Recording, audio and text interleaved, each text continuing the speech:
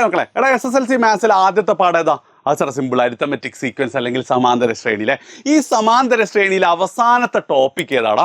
അവസാനത്തെ ടോപ്പിക് എന്ന് പറയുന്നത് ഓൾജിബ്രൈക് ഫോം ഓഫ് സം, അല്ലെങ്കിൽ എന്താണ്, ഒരു ശ്രേണിയുടെ തുകയുടെ ബീജഗണിത രൂപമാണ് എന്ത് നമ്മുടെ അവസാനത്തെ ടോപ്പിക് വരുന്നത് അല്ലേ.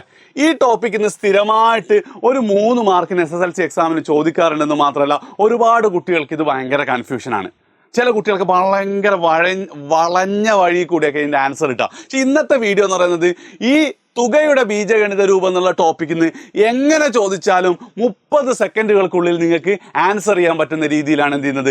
ഇന്ന് ഞാനൊരു ഷോർട്ട് കട്ട് പറഞ്ഞു തരാനാണ്. ആൻഡ് നിങ്ങൾക്ക് ഉറപ്പായിട്ട് ഇത് യൂസ്ഫുൾ. ആകെ 5 മിനിറ്റൊക്കെ വീഡിയോ ഉണ്ട്, നിങ്ങളിത് അവസാനം വരെ കാണാം. നിങ്ങൾ സ്കൂൾ ഇത് പഠിപ്പിച്ചിട്ട് എന്തായാലും ഒന്ന് കമൻറ്റ് ചെയ്യണം. സാർ എൻ്റെ സ്കൂൾ പഠിപ്പിച്ചിട്ടുണ്ട്, എനിക്കറിയാം എത്ര സ്കൂൾ പഠിപ്പിച്ചിട്ടുണ്ട് എന്നുള്ളത്.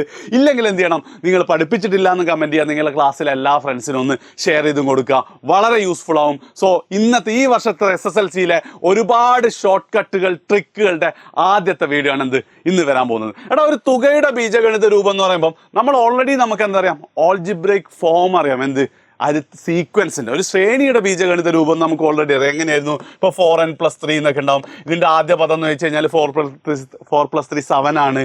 ഇനിയോ പൊതു വ്യത്യാസം എത്രയാണെന്ന് വെച്ചാൽ ഈ എന്നിൻ്റെ ഗുണകം കോഎഫിഷ്യൻ്റ് ഏതാണോ അതാണ് പൊതു വ്യത്യാസം. ഇത് നമുക്ക് സിമ്പിളായിട്ട് അറിയാം. പക്ഷെ ഇവിടെ എന്താണ്, തുകയാണല്ലേ നമ്മളോട് ചോദിക്കുന്നത്. എടാ, തുകയുടെ ബീജഗണിത രൂപത്തിന്റെ ഏകദേശം ഒരു രൂപം ഇങ്ങനെ ഉണ്ടാവും കേട്ടോ, 2n² + 3n. അതായത് എന്തുണ്ടാവും, നമുക്കൊരു n² ടേമും ഉണ്ടാവും, അതേപോലെ തന്നെ ഒരു n ടേമും ഉണ്ടാവും.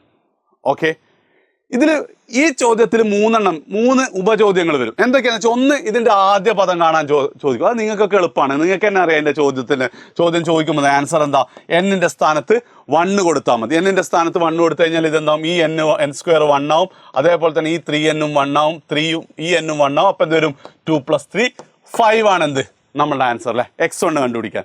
ഇനി ഇതിന്ന് ചോദിക്കുന്ന രണ്ടാമത്തെ ചോദ്യം എന്താ വെച്ചാൽ, ഇതിലെ ആദ്യത്തെ 10 പദങ്ങളുടെ തുക ചോദിക്കും, അല്ലെങ്കിൽ ആദ്യത്തെ 100 പദങ്ങളുടെ തുകയൊക്കെ ചോദിക്കും. അതും വളരെ സിമ്പിളാണ് കാണാൻ. നിങ്ങൾക്ക് ആ ചോദ്യം കേൾക്കുമ്പോൾ തന്നെ അറിയാം അല്ലേ. എന്ത്, n സ്ഥാനത്ത് 10 കൊടുത്താൽ ആദ്യത്തെ 10 പദങ്ങളുടെ തുക കിട്ടില്ല. പ്രത്യേകം നിങ്ങളൊന്ന് ശ്രദ്ധിക്കണേ, n സ്ഥാനത്ത് 10 കൊടുത്താൽ 10ാമത്തെ പദമല്ല കിട്ടുക, അത് ഇവിടെ കൊടുത്താൽ 10ാമത്തെ പദം കിട്ടുക. ഇവിടെ കൊടുത്താൽ സം ഓഫ് ഫസ്റ്റ് 10 ടേംസ് ആണ് നമുക്ക് കിട്ടുക. അപ്പോൾ വേഗം എന്ത് ചെയ്യണം, നിങ്ങളൊന്ന് കണ്ടുപിടിച്ച സം ഓഫ് ഫസ്റ്റ് 10 ടേം.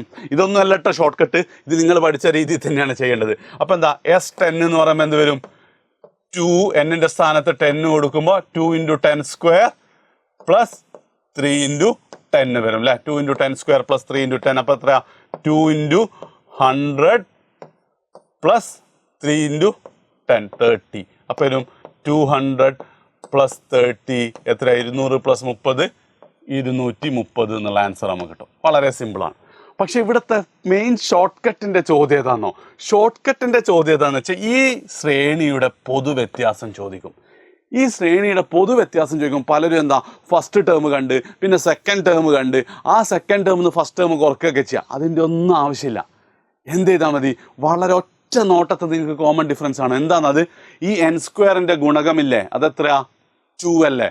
ആ ഗുണകം എന്താണോ, n² കോഎഫിഷ്യൻ്റ് എന്താണോ അതിൻ്റെ നേരെ ഡബിളാണ്, ഇരട്ടിയാണ് എന്ത് നമ്മളുടെ പൊതുവ്യത്യാസം ഉണ്ടാവുക. സോ ഇവിടെ എന്താണ്, ഇവിടെ 2 ആണ് നമ്മളുടെ കോഎഫിഷ്യൻ്റ് എങ്കിൽ അതിൻ്റെ ഇരട്ടി 4 ആയിരിക്കും എന്ത് പൊതുവ്യത്യാസം ഉണ്ടാവുക. അതിൻ്റെ ഇരട്ടി 4 ആയിരിക്കും എന്തുണ്ടാവുക, പൊതുവ്യത്യാസം ഉണ്ടാവുക. കാര്യം മനസ്സിലായില്ലേ, വളരെ സിമ്പിൾ അല്ലേ. ഇത് സെക്കൻഡുകൾക്കുള്ളിൽ നിങ്ങൾക്ക് ആൻസർ ചെയ്യാൻ പറ്റുന്നില്ലേ. നിങ്ങൾ സാധാരണ എന്തായിരിക്കും, ചിലപ്പോൾ എത്ര ചുറ്റിയായിരിക്കില്ല ഇത് ചെയ്തിട്ടുണ്ടാവുക. അപ്പോൾ ഇനി മുതൽ എന്താണ്, ഒറ്റ നോട്ടത്തിൽ ദൃഷ്ടി പതിച്ചുകൊണ്ട് നമ്മൾ പൊതുവ്യത്യാസം നിങ്ങൾ കണ്ടുപിടിക്കും അല്ലേ. അങ്ങനെയാണെങ്കിൽ എന്ത് ചെയ്തോ, നിങ്ങൾ വേഗം ഇതിൻ്റെ പൊതുവ്യത്യാസം കാണണം, വേഗം പൊതുവ്യത്യാസം കാണ്. ബാക്കിയൊക്കെ നിങ്ങൾക്ക് ഓൾറെഡി അറിയാവുന്നതാണ്. നിങ്ങൾക്ക് ഇനി അറിയില്ലെങ്കിൽ നിങ്ങൾ ഫസ്റ്റ് ടേമും ഒരു 20th ടേമിൻ്റെ തുകയും കണ്ടോ. അപ്പോൾ എന്താ ഇവിടെ എങ്ങനെയാ പൊതുവ്യത്യാസം, സാറേ ഒന്നുമില്ല, ഇത് n² കോഎഫിഷ്യൻ്റ് 3 ആണ്. അപ്പോൾ എന്താണ് പൊതുവ്യത്യാസം, എന്തായിരിക്കും, ആ 3യുടെ നേരെ ഡബിൾ 6 ആയിരിക്കും. As simple as that. അതാണ് ഞാൻ പറഞ്ഞത്, ഷോർട്ട് കട്ട് നമ്പർ 1. തീർന്നിട്ടില്ല, ഒരു ഷോർട്ട് കട്ടും കൂടെ വരുന്നുണ്ട്. എന്താ സംഭവം എന്ന് വെച്ച് കഴിഞ്ഞാൽ, ഈ പാഠത്തിൽ നിന്നല്ല ഈ സെക്ഷനിൽ നിന്ന് മറ്റൊരു ചോദ്യം ചോദിക്കുക, ഒരു ശ്രേണി തരും. ആ ശ്രേണി തന്നിട്ട് അതിൻ്റെ ബീജഗണിത രൂപം എഴുതാൻ പറയും. എന്തിൻ്റെ, ശ്രേണിയുടെ അല്ല, തുകയുടെ ബീജഗണിത രൂപം, algebraic form of the some എഴുതാൻ ചോദിക്കും. അപ്പോൾ എന്താ ചില കുട്ടികൾ കുറേ വളഞ്ഞ വഴിയൊക്കെ വെച്ചിട്ടാണ് ചെയ്യുക. പക്ഷെ നമുക്ക് എന്ത് ചെയ്യാം, നിമിഷ നേരങ്ങൾക്കുള്ളിൽ ചെയ്യാൻ പറ്റും. അതായത് നിങ്ങൾക്ക് ഓൾറെഡി അറിയില്ലേ, ശ്രേണിയുടെ ബീജഗണിത രൂപം ചോദിച്ചാൽ നമ്മൾ എങ്ങനെ എഴുതാം? നമുക്ക് ആ ഇക്വേഷൻ ഒക്കെ അറിയാം. xn is equal to dn plus F minus D അല്ലേടാ, dn plus F minus D അല്ലേ? നിങ്ങൾക്കൊക്കെ അറിയാവുന്ന കാര്യമാണ്. ഓൾമോസ്റ്റ് ഇതിന്റെ അതേ സിമിലർ ആണ് എന്ത്, സമ്മിന്റെ ബീജഗണിത രൂപം. നോക്കിക്കോ, നിങ്ങൾ കാണുമ്പോൾ തന്നെ മനസ്സിലാവും നിങ്ങൾക്ക്. അതായത് നമുക്കിപ്പോൾ അറിയാം സമ്മിൽ എന്തൊക്കെയാ, ഒരു n സ്ക്വയർ ടേമും ഉണ്ട്, അതേപോലെ തന്നെ ഒരു n ടേമും ഉണ്ട് അല്ലേ. ഒരു n സ്ക്വയർ ടേമും ഉണ്ട്, ഒരു n ടേമും അല്ലേ സമ്മിലുള്ളത്, ശരിയല്ലേ? ഇവിടെ എന്താണെന്ന് വെച്ച് കഴിഞ്ഞാൽ ഇത് dn അല്ലേ, അപ്പോൾ ഇവിടെ n സ്ക്വയറിൽ d/2 n സ്ക്വയർ ആണ് ഫസ്റ്റ് ടേം വരിക. പിന്നെയോ സെക്കൻഡ് ടേം എന്ന് പറഞ്ഞാൽ ഇത് എഫ് മൈനസ് ഡി അല്ലേ, ഇവിടെ പകരം എന്താ, എഫ് മൈനസ് ഡിക്ക് പകരം d/2 ഉണ്ടാവും.